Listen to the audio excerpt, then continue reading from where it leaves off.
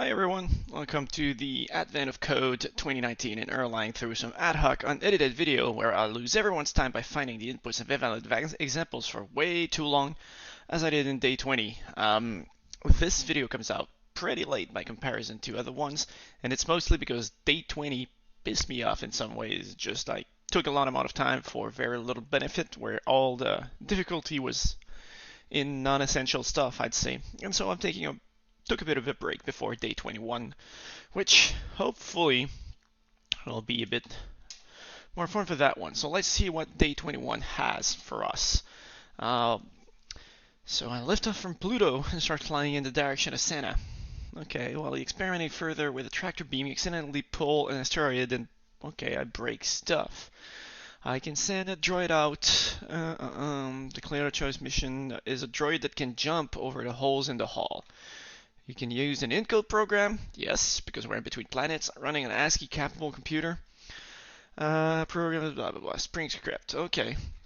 A Spring droid is certainly capable of navigating artificial gravity in giant holes. It has one downside: it can only remember at most 15 Spring script instructions. I'm sure we'll figure out what Spring script is pretty cool soon. The Spring droid will move forwards automatically, constantly thinking about whether to jump. The Spring script program defines the logic for this decision. The Spring script program only uses Boolean values, not numbers or strings. But I'm guessing they're going to be represented as numbers anyway, because that's all the Intcode computer can support. Two registers are available: T for temporary value and J, the jump register.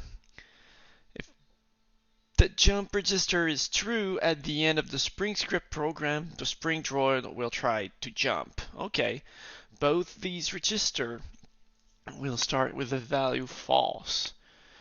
Alright, Spring droids have a sensor that can detect whether there is ground at various distances in the direction it is facing. These values are provided in read-only registers. Okay, your Spring droid can detect the ground at 4 distances: 1, 2, 3, 4 tiles away with ABCD. I hope that I don't have to kind of, stuff them into the Intcode computer and go read, and that they can let me fetch them by the IO stuff, because I'm not feeling like rewriting the Intcode computer for this. If there is ground at the given distance, the register will be true. Okay, if there is a hole, the register will be false. There are only 3 instructions available in Spring script. Alright. 3 instructions are AND XY. Sets Y to true if both X and Y are true. Otherwise it is set to false. Okay. Or XY sets and not sets Y to true if X is false. Otherwise it sets Y to false. In all 3 instructions, the second argument, Y, needs to be a writable register, either T, which is the temporary one, and J, which is the jump register. The first argument can be any register, including A, B, C, or D, and I'm guessing Y, T, and G as well. Okay. For example, the one instruction program, not AJ, means if the tile immediately in front of me is not ground, jump. Okay. Here's a program that jumps if a 3-tile wide hole with the ground on the other side of the hole is detected.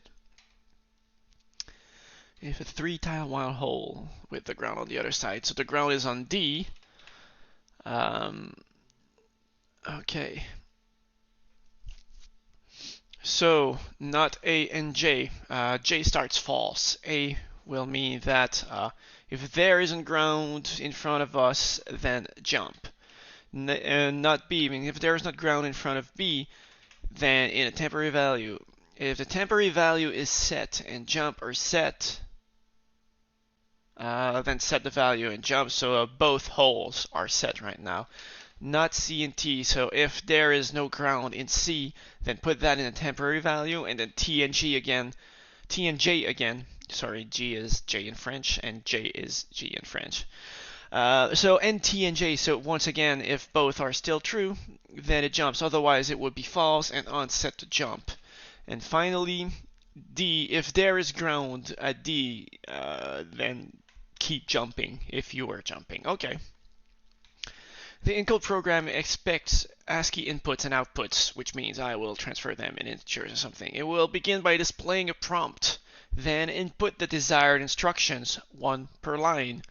So it's going to be like the previous one where you do it with a termination, which is ASCII character number 10. Yep, that's what they're saying here. When you have finished entering your program, provide the command walk, followed by a new line to instruct the spring droid to begin surveying the hall. So I'm guessing that essentially this will be run for every one of the steps in the map. I don't know what the map is going to look like though, but the spring droid falls into space, the ASCII rendering of the last moment of its life will be produced, which will show something. Okay, and these at is the spring droid, number is the hall, point is an empty space. For example, suppose you have the program like this, not the NJ. So if there is no ground 4 steps ahead, then jump and walk. This is one instruction program sets J to true if any. Yep. What the hell is this map? So those are all big points and it's going just randomly like east, then north, then north. Then I don't if that makes it amount of damage to the hull is single giant register. Wait, how does this work? Oh, okay. It's not like an overhead map like we had in the other ones. That one is it's like a platformer. So this is one step ahead, this is the ground, and this is the hole. So it's going forward, then here at this step it probably detects not D because there's a hole there, and then jumps, and jumping goes up and lands in the hole. So okay. So I think from what I'm getting is we had NXY or XY, not XY. Where y is writable, and I think we can see this like A, B, C, oops, D, and then we had T and G. So it's 1 ahead, 2 ahead, 3 ahead. This is a little assembler program. 4 ahead, T temporary. False at first. J is jump according to last value. False at first. And all of these here, I think, were what they said was A, B, C, C, D. True if ground, false if hole, and all jumps are 4 tiles large. When is it jumping? It starts jumping directly on that one, doesn't touch that third one. So it's a 3. Okay. So each jumps are 3 wide. Well, all jumps land on the 4th tile. I'm guessing. Okay. Program the spring droid with logic that allows it to survey the hull without falling into space. What amount of hull damage does it report? Get your puzzle input. I'm going to save this to priv day 21. Let's get back here. Which was the last day with the jumping program? It was just because the thing I want is the I think it might have been day 19. Yeah, okay. The find map, was this the one with the square fits, the IO, and the value? No, that's not the one I want. I wanted the day 17, I guess. Start right down. That's where we have a map. And there's a way to print the thing and that we communicate with it. So I'm guessing I'm going to need that kind of stuff. Collect result. Mark intersection, collect IO. Oh yeah, collect IO is the thing I want there. So I'm going to use this little thing. I'm going to start on day 21, connecting, collect IO. And this is ASCII, so IO format as a string. Bring me a new line, collect the IO of this thing. And just stop right there. Oh yeah, I've moved this to Intcode program now. Collect result of the PID, that's going to stop it. And let's see what we get. R3 compile. At day 21, part 1.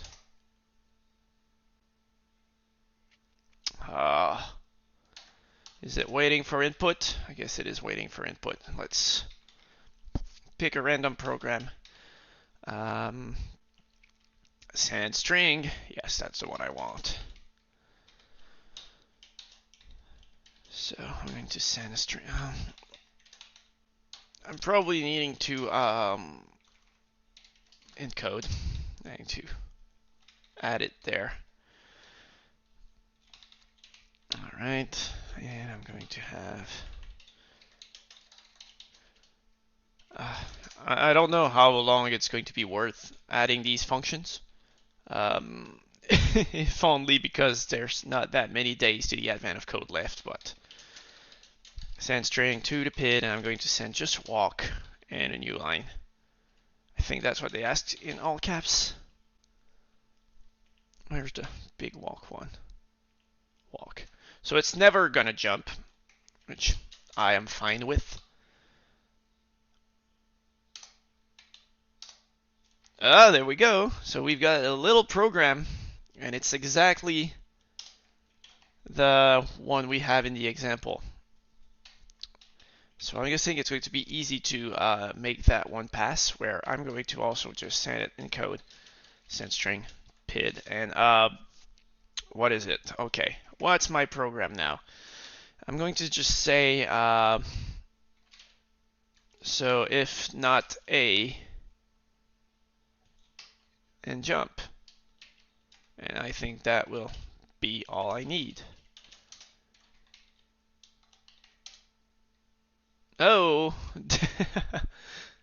wait, that's not the same. Is the map generated according to the instructions I put in there? Oh, that's clever.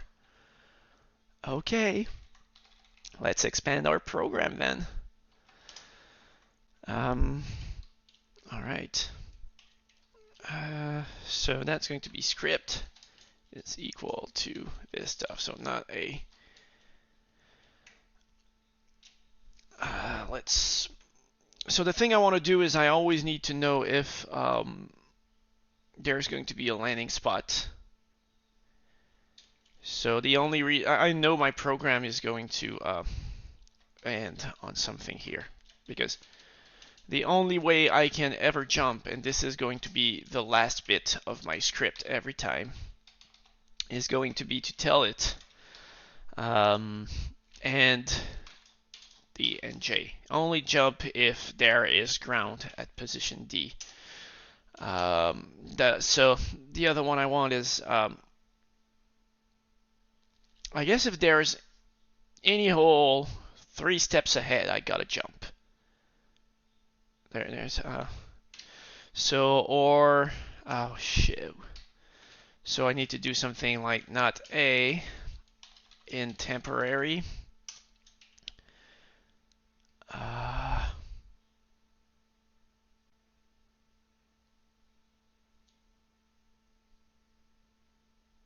So temporary is set to false. I want it to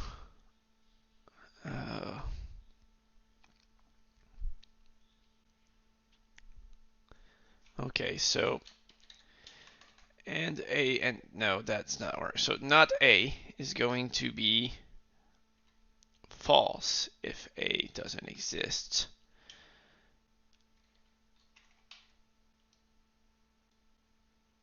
But if A is there, so if I do this, so the thing I'm going to get is that, oh, I can use the jump register for that as well. Jump, not B, and T is there.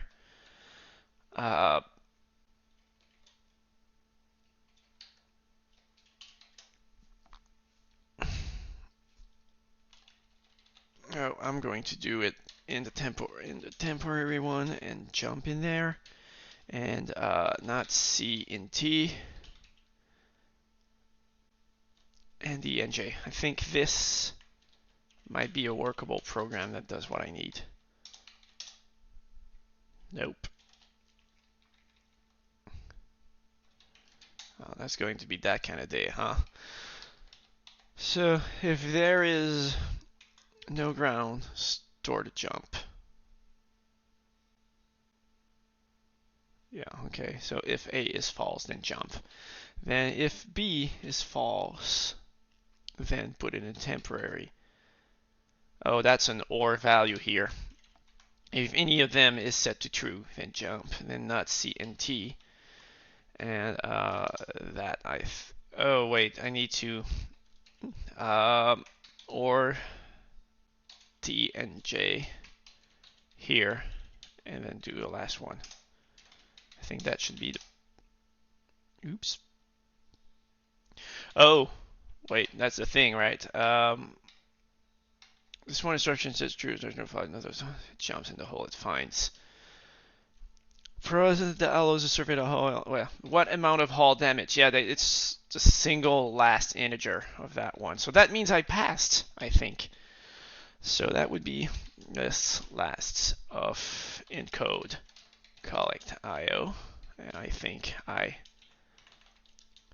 passed the first challenge, which went surprisingly well if it works on that one. Here we go. And if that's at 15 minutes for the first one, that's something to make you feel better about the previous day sucking ass. And that worked. All right. Let's see what part two says. There are many areas of the spring droid can't reach. If you flip through the manual, discover a way to increase its sensor range. Instead of sending your spring code program with walk, use run. Doing this will enable the extended sensor mode capable of sensing the ground up to 9 tiles away. Oh. Okay, E, F, G, H, I. So that's going to work the same. That's going to be a much trickier one.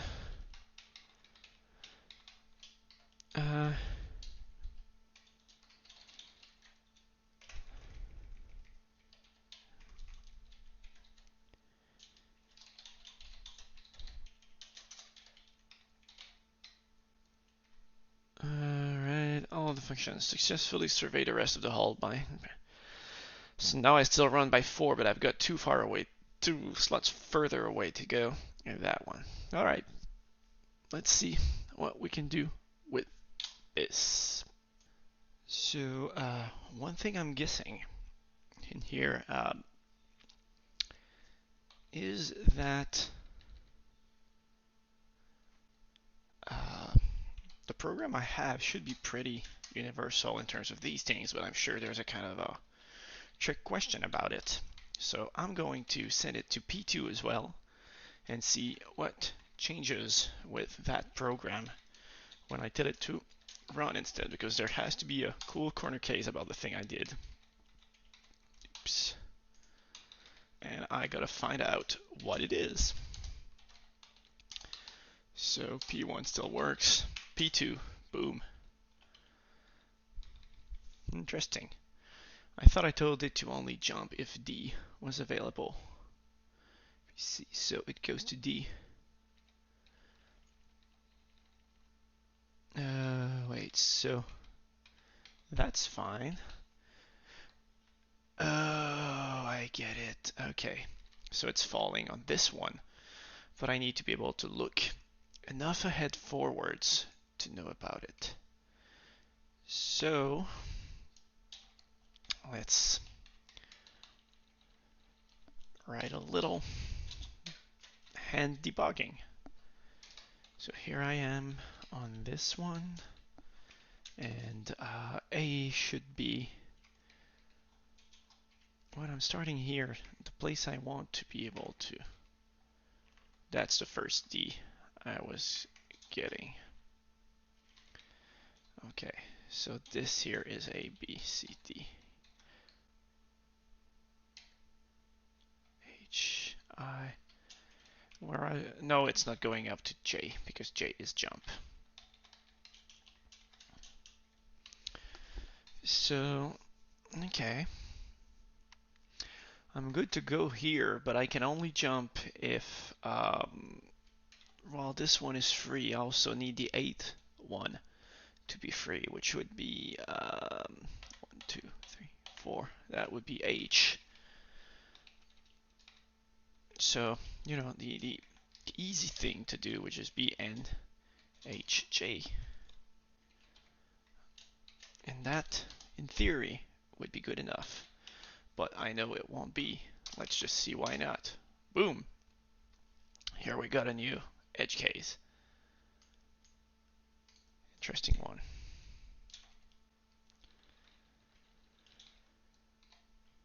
So here we are in that one. And for that one, my little A buddy was on the edge here. So let me grab this. I'll take this one and shift it that way. So D was free. But G, E, and H were not. Oh yeah. H needs to be free. I don't care for it that much right now.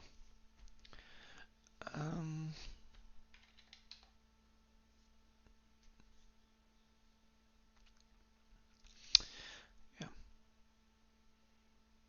So I don't necessarily need H to be free. I need any of those that follow until H to be free. So how am I going to store these? So I can do something like I need them not to be all on E.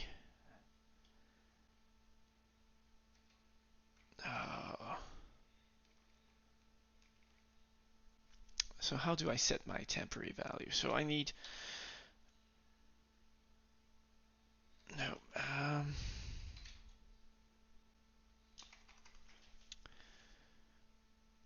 That's going to be an interesting one. I probably can do it differently. Because now I no longer know what the value of t is.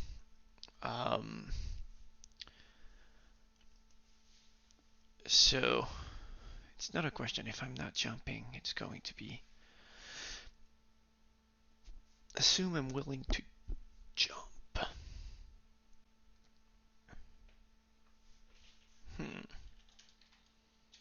And I have a maximum number of 15 instructions. So let me get to 15, including that one would be 14 down. So I've got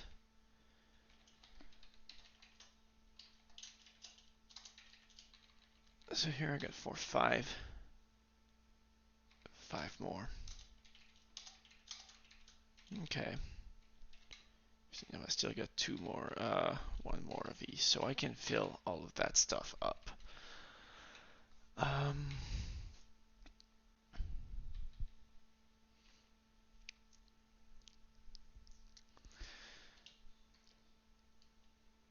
Okay, so I can do it if either E is existing or F is existing.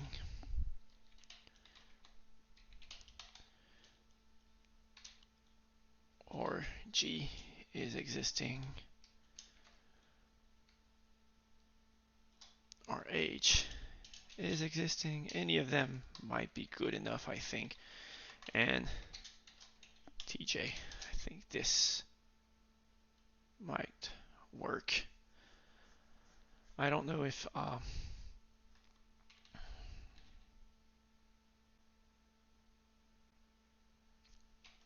don't think that's gonna work because I don't know if T is correct, but yeah, that's the same exact hole I'm falling in. No, it's a different. Yeah, it's the same one as the first one that I had here. Okay, I need to do some thinking for that one, I guess. But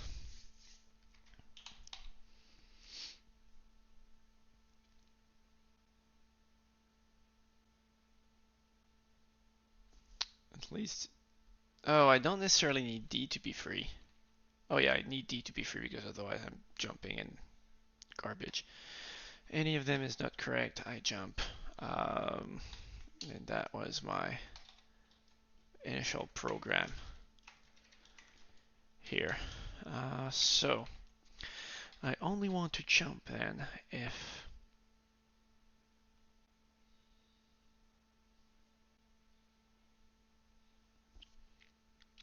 I always need D to be free. That's true, regardless.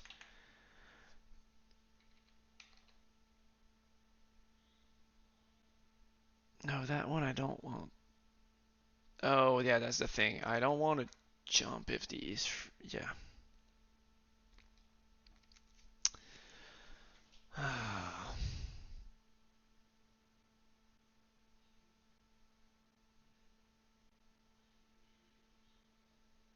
And that one, D and G.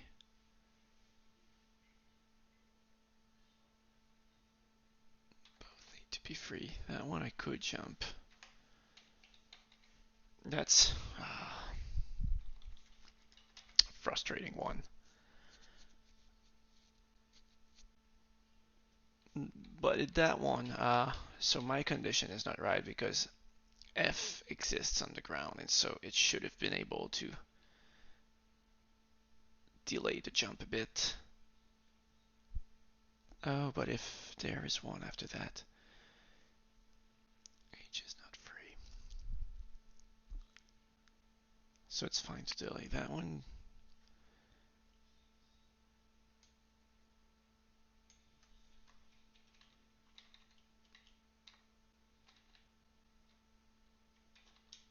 What happens if I just kill these two lines?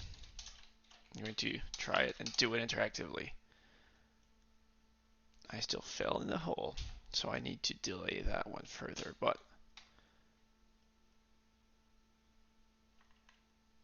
what's my value of T here?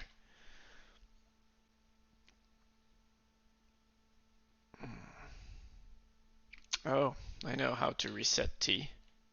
Oh no, that doesn't work. I was about to just say NTT. But that would only keep it the same it is. If it's false, it's false. If it's true, it's true. I need an exclusive OR in my instructions.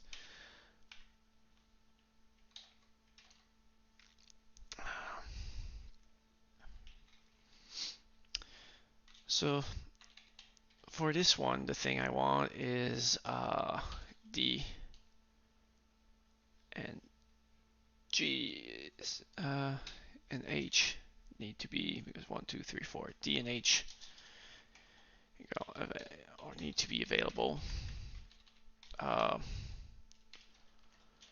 Plus holes in A to C. For this one, to delay properly, I've got the holes from A to C. I've got the D here for that one, so it should jump fine.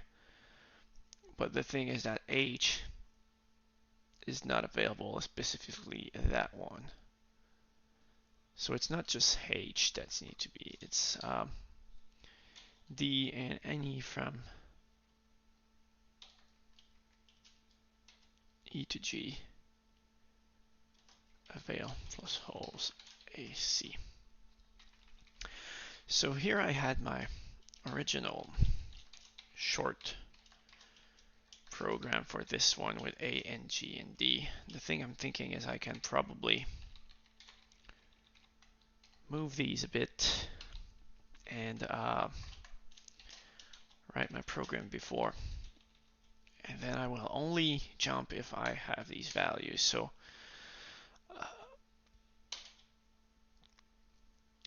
So I need E and T,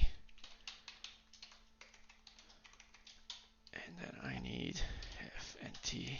That's similar to what I had before, but now I at least have a full one, but I had H as well that needed to be free. So here's that would be this, and then it would be true in some cases. I don't know what that's going to give me, or if it's still going to fail. Yeah, same thing. And if any of these are,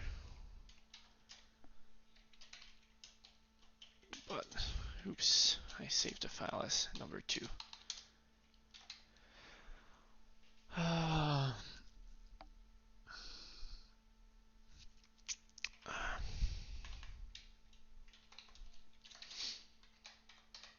So I need probably to rewrite that. I'm going to drop the entire freaking thing and start from scratch. Okay. Um,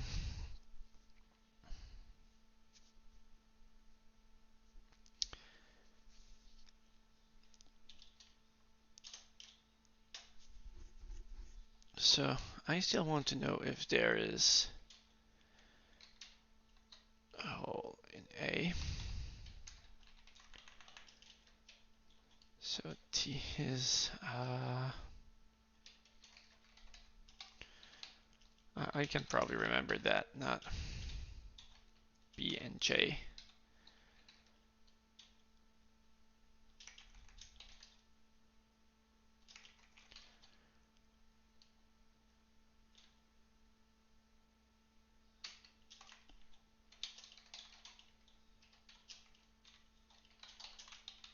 Okay, then I wanted to know that was the other one that was not C, and temporary, and then or T and J all in A, B, or C in J.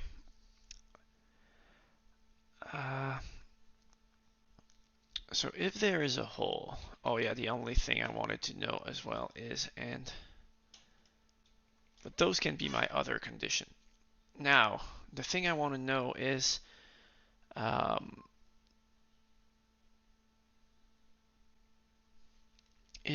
D.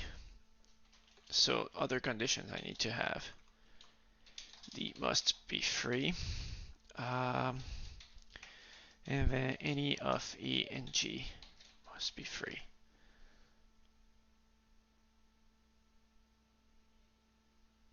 E to H, I think.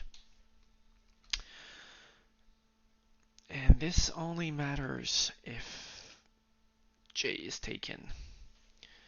So the thing I can do is, right now both T and J,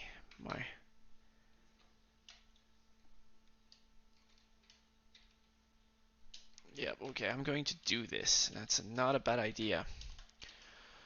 And T, so G state is copied in T, which lets me use one of them to transfer something maybe. So to calculate if D must be free, that's going to be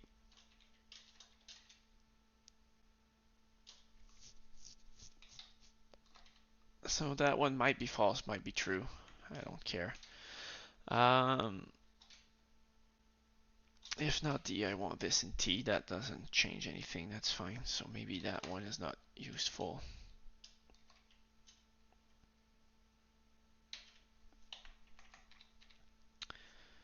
I'm going to drop it entirely. So D must be free.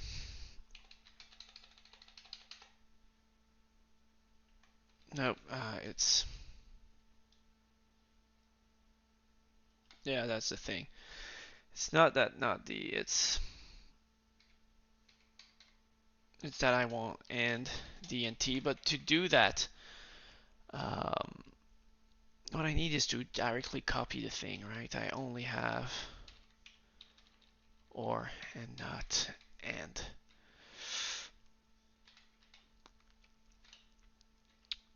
So here's what I can do. So the G state is copied in that one.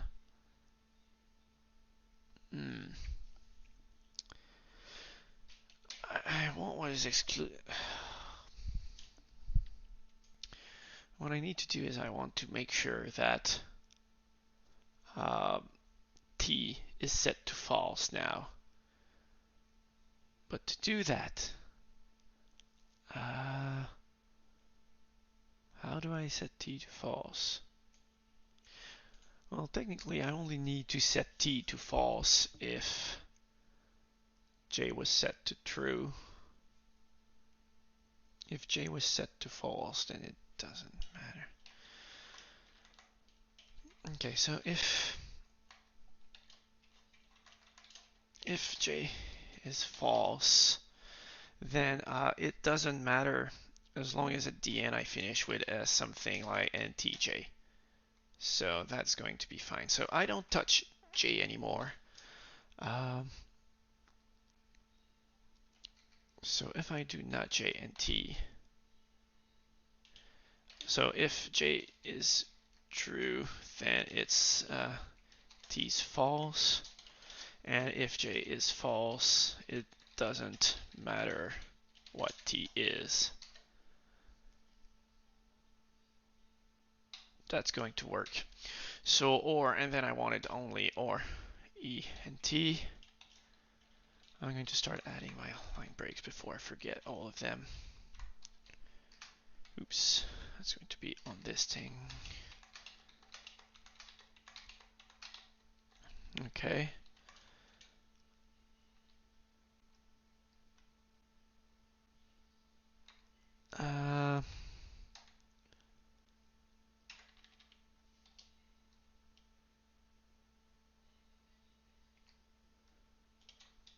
Yeah, otherwise it cannot jump here. That's fine.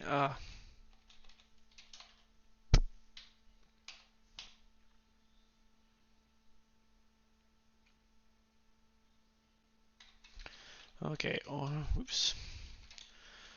Or FD.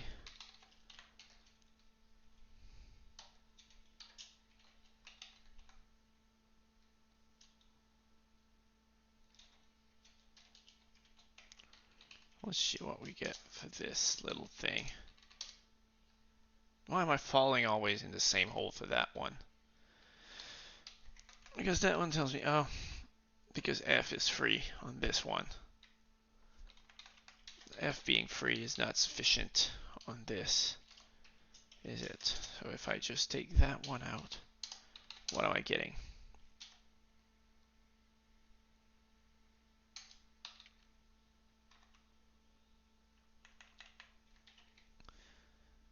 Right now it's jumping directly on D. F is free, H. I needed, oh! Stupid me. I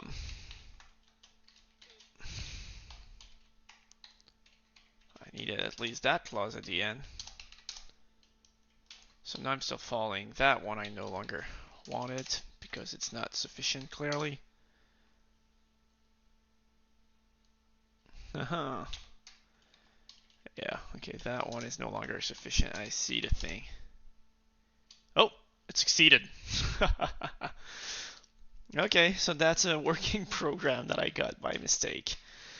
So I'm going to do this, I'm going to do this, I'm going to handle this one. And here we go. Solve the problem.